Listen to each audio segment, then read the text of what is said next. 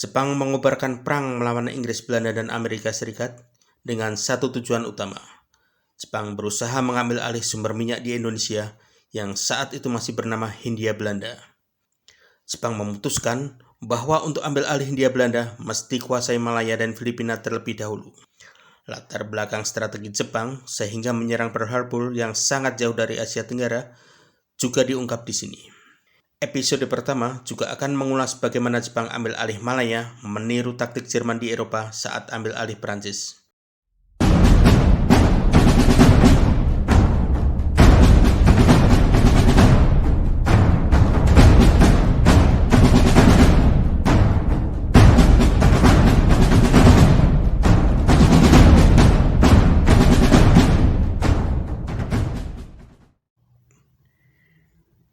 Jepang mengobarkan Perang Pasifik, menyerang Pearl Harbor dan merebut Asia Tenggara karena mengincar minyak di Indonesia yang saat itu masih disebut Hindia Belanda. Saat itu Amerika tak lagi mau jual minyak ke Jepang, padahal 93% kebutuhan minyak Jepang didatangkan dari Amerika. Sedang Hindia Belanda saat itu menjadi produsen minyak nomor 5 dunia. Lokasi Hindia Belanda juga paling dekat dengan Jepang. Namun, misi menguasai Hindia Belanda ini bukan hal yang gampang. Persoalan utama adalah lokasi. Saat berencana ambil alih Hindia Belanda, wilayah Jepang paling dekat dengan Nusantara adalah Taiwan, Pulau Hainan di Cina, serta Vietnam, Laos, dan Kamboja atau yang dulu dikenal sebagai Indochina. Selain tempatnya jauh, kekuatan militer Hindia Belanda atau KNIL cukup besar. KNIL memiliki 140.000 prajurit, artinya Jepang mesti mengirim kekuatan setidaknya sebanding. Satu-satunya cara mengambil alih adalah dengan operasi amfibi atau pendaratan pasukan. Setidaknya 100.000 tentara Jepang dan perlengkapannya mesti melewati lautan yang jauh untuk didaratkan di Hindia Belanda. Jika memaksakan diri mengirim pasukan ke Hindia Belanda dari Indochina dan Taiwan, maka pasukan Jepang mesti melewati Malaya dan Filipina, dua negeri yang dikuasai Inggris dan Amerika. Saat itu, hubungan Jepang dengan Amerika sudah di titik kritis karena Amerika mendukung Cina yang sedang berperang dengan Jepang. Tak hanya itu, Amerika menjalankan embargo minyak.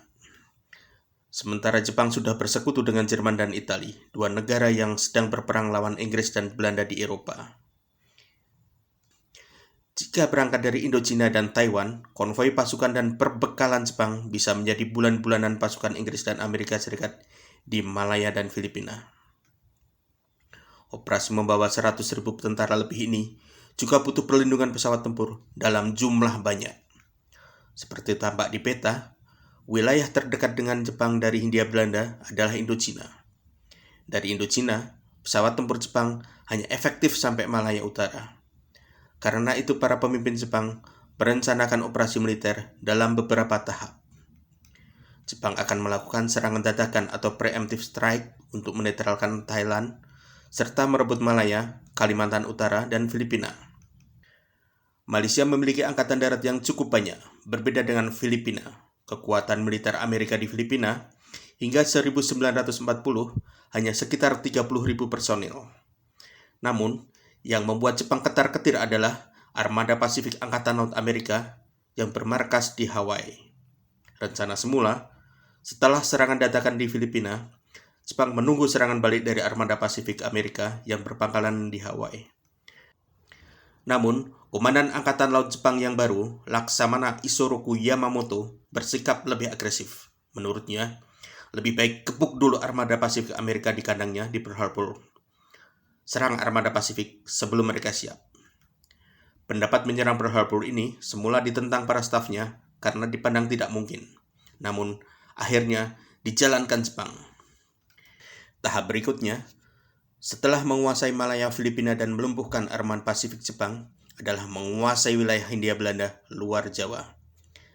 Singapura di Malaya dan Kuching di Sarawak akan menjadi batu loncatan menguasai Palembang, sumber minyak terbesar di Asia Tenggara.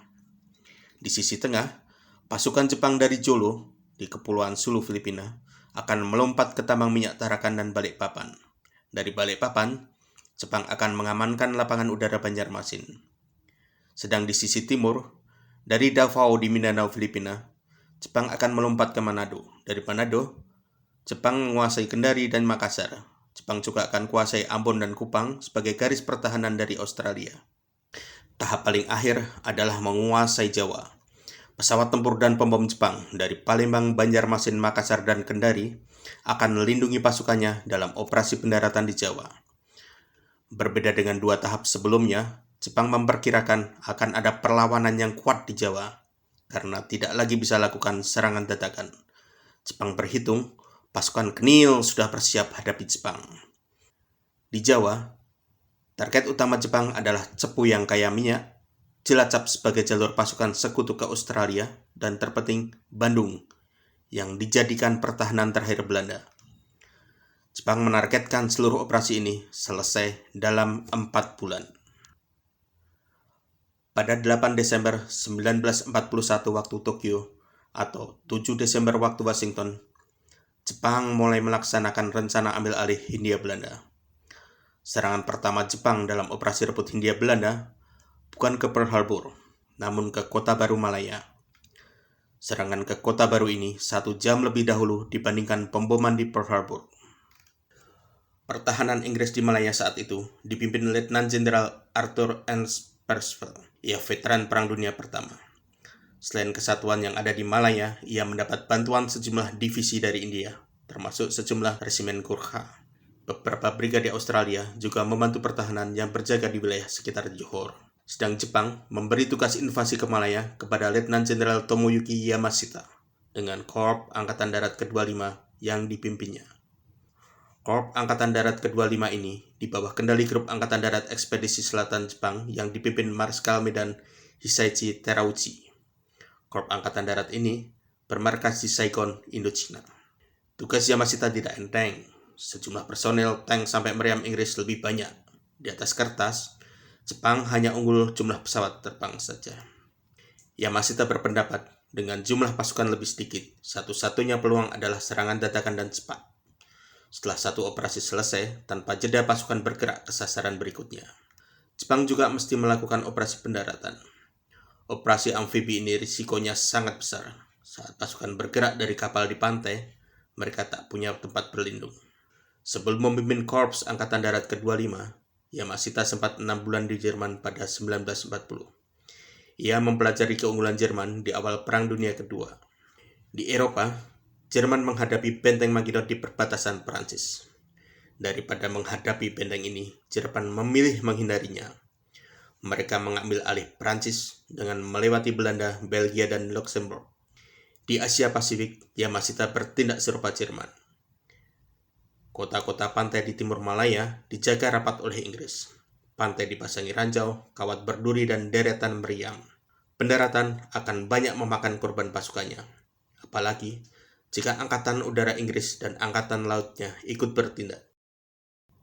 Daripada mendarat di wilayah Malaya yang pertahanannya dijaga ketat, Yamashita memilih masuk lewat Thailand, mendarat di Patani dan Songkhla, atau dalam bahasa Melayu disebut Singora. Dari Songkhla dan Patani, jalur jalan raya dan kereta api di Malaya Barat sangat bagus, sehingga bisa digunakan pasukan Jepang. Pasukan utama Jepang akan memanfaatkan jalan yang bagus di sisi barat ini untuk menusuk hingga Singapura. Agar Inggris tidak mengganggu operasi pendaratan di Thailand, sebagian kecil pasukan Jepang lakukan pendaratan di Kota Baru Malaya Utara.